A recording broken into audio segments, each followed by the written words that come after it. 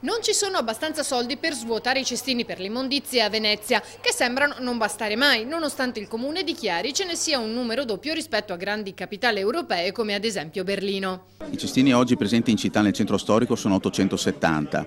È vero, ci sono delle zone dove i cestini quotidianamente riescono a reperire molti rifiuti da parte dei cittadini, come in altri percorsi i cestini invece sembrano quasi vuoti, non utilizzati.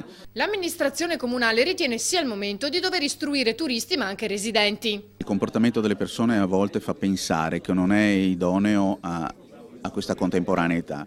Dove spiegare a un adulto che di tenersi il proprio prodotto in mano, che deve essere lasciato in un cestino, e quando incontra un cestino lo vede che è pieno e non capisce che lo deve tenere in mano per poterlo riporlo in un altro che è vuoto, mi sembra veramente che stiamo facendo una politica ancora per educare persone che sono ancora molto lontane da un convivere. Ecco perché si darà il via a una campagna di educazione. Si potrà fare un'attività di prevenzione anche alle stazioni ferroviarie di Mestre Venezia e quelle di Venezia, ma anche all'aeroporto. Quindi tutti i punti e le porte d'ingresso di nuovi ospiti sicuramente saranno interessanti per promuovere attività di prevenzione.